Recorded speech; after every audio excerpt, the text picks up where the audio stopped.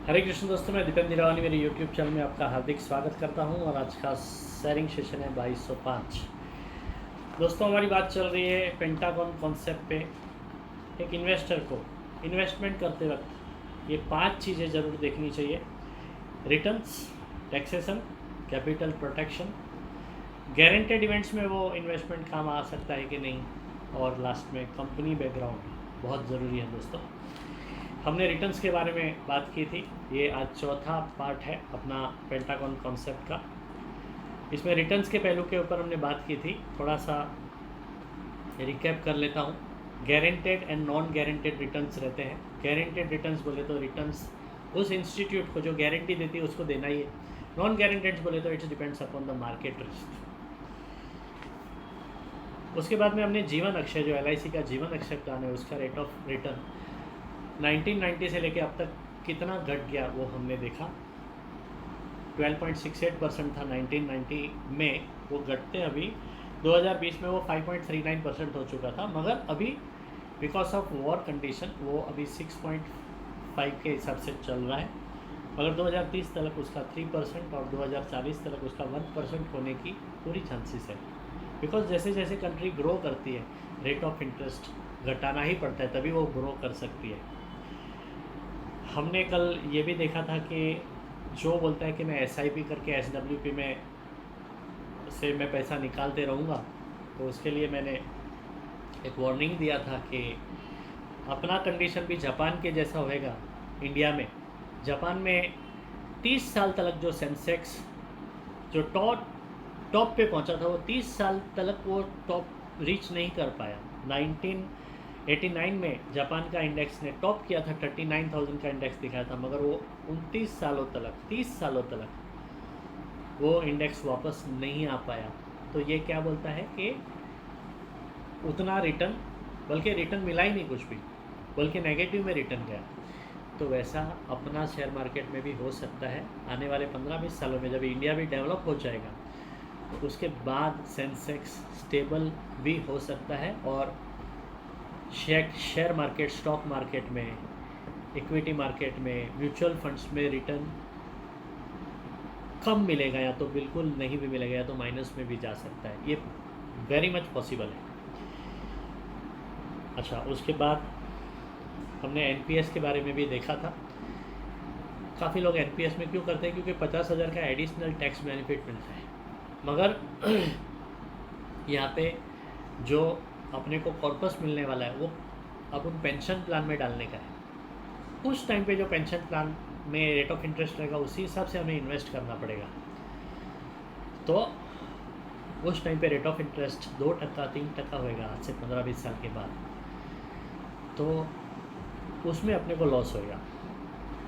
और वो रिटर्न जो पेंशन होगा वो टैक्सेबल भी होगा, तो उसके ऊपर वापस टैक्स कटेगा। तो उससे बेहतर ऑप्शन है जीवन उत्सव या जीवन उमंग, जो 15 साल के बाद आपको पेंशन ही मिलेगा। LIC का जीवन उत्सव या जीवन उमंग में आप इन्वेस्ट कर सकते हो, because instead of SIP and SWP। वो कैसे हो सकता है इसके बारे में मैं आपको डिटेल में बताऊंगा। आप उसके लिए मेरा अपॉइंटमेंट ले सकते हो। I will give you the detail information regarding this, कि कैसे आपका ज़्यादा रिटर्न मिल सकता है। जीवन उत्सव और जीवन उमंग जो हमारे LIC के प्लान्स है, उसमें गारंटेड लाइफ टाइम तक आपको अप टू 100 ईयर्स आपको वो रिटर्न, यानी कि जो पेंशन है वो मिलते रहेगा, और 1 रुपया उसमें कम नहीं होगा, और वो टैक्स फ्री भी मिलेगा, विच इज़ वेरी इंपॉर्टेंट। उसके बाद में हम टैक्सेशन का पहलू देख लेते हैं। Taxation money needed by government for 4 reasons. 4 reason के लिए गवर्नमेंट को टैक्स लगता है। तो फिजिकल डेफिसिट, लोन रीपेमेंट, तीसरा है इंफ्रास्ट्रक्चर ग्रोथ, एंड चौथा है social securities. Physical deficit, loan repayment, infrastructure growth, road development, railway development, बाकी कई तरह के प्रोजेक्ट्स चालू रहते हैं गवर्नमेंट के। बुलेट ट्रेन का प्रोजेक्ट चालू है। तो वैसे छोटे मोटे जो प्रोजेक्ट रहते हैं उसमें गवर्नमेंट को ह्यूज अमाउंट लगता है। तो उसके लिए वो गवर्नमेंट गवर्नमेंट को उसके लिए टैक्स चाहिए, यानी पैसा चाहिए, तो उसके लिए टैक्स गवर्नमेंट लोगों से लेती रहेगी, वो कभी कम नहीं होगा। टैक्स ब्रैकेट कभी भी कम नहीं होने वाला है। जो कंट्री ग्रो करता है उधर टैक्स ब्रैकेट कम नहीं होता है। एंड सोशल सिक्योरिटीज़, उसकी वजह से गवर्नमेंट को टैक्स लगने वाला है। उसके बाद 3 important questions for every investment.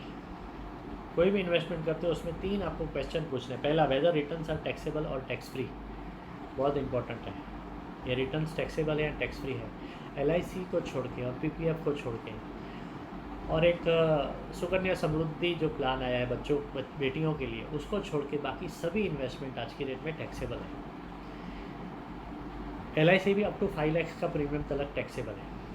उसके ऊपर आप प्रीमियम करते हो तो वो टैक्स फ्री है, उसके बाद 5 लाख के ऊपर टैक्सेबल हो जाएगा।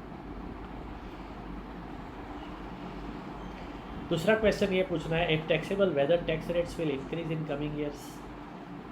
अगर वो टैक्सेबल है तो टैक्स रेट बढ़ सकते हैं, वो भी सवाल है। और तीसरा सवाल, if tax free today will it be taxable in coming years. आज PPF टैक्सेबल नहीं है, टैक्स फ्री है, मगर फ्यूचर में वो टैक्सेबल हो सकता है। मगर यहाँ पे बहुत इम्पोर्टेंट मैं यहाँ पे इंफॉर्मेशन दे रहा हूँ। आज LIC आप कर लेते हो और फ्यूचर में वो टैक्सेबल होता है, तो आपको वो टैक्सेबल नहीं होगा। आपका इन्वेस्टमेंट जो मैच्योरिटी आएगा टैक्स फ्री रहेगा। ये LIC का सबसे बड़ा बेनिफिट है जो किधर भी नहीं मिलता है। आज आपने वो पॉलिसी ले लिया, फ्यूचर में भले वो टैक्सेबल हो जाएगा मगर आपको टैक्स फ्री मिलेगा। यस, बाकी किधर भी वैसा नहीं है। PPF में आप जब से चालू करोगे तभी से वो टैक्सेबल में चला जाएगा, आपका आगे का सब टैक्सेबल में जाएगा। मगर LIC में एक बार जो आपने चालू कर डाला, उसके बाद में फ्यूचर में टैक्सेबल होने दो। ये जो आपका इन्वेस्टमेंट है वो आपका टैक्स फ्री में जाएगा पूरा, अप टू जितना भी साल आप भरते हो 20 साल तक। फिर मैच्योरिटी जो भी मिलेगा वो टैक्स फ्री मिलेगा। It's very important. The word tax free will disappear very shortly, बहुत इंपॉर्टेंट है। LIC भी पूरी टैक्सेबल हो जाएगी। 5 लाख का जो अभी लिमिट है ना, वो भी नहीं रहेगा आने वाले सालों में। With in 1 to 2 years LIC's full maturity will be taxable, वो हो जाएगा। मगर आपने अभी कर लिया है तो फिर वो आप टैक्स फ्री में आ जाओगे। इसके लिए आपको जो भी इन्वेस्टमेंट LIC में करना है आप तुरंत कर डालिए। क्लियर कट यहाँ पे लिखा गया है कि world tax free will disappear very shortly which is available in few products, जो मैंने बताया आपको, LIC, PPF and Sukanya Samriddhi. Almost 90% investment products have become taxable. दोस्तों, आज का वीडियो 7.5 मिनट के ऊपर चला गया है, तो आज यहीं पे हम स्टॉप करेंगे। कल टैक्सेशन के बारे में और भी बात करेंगे। तब तक के लिए धन्यवाद। हरे कृष्णा।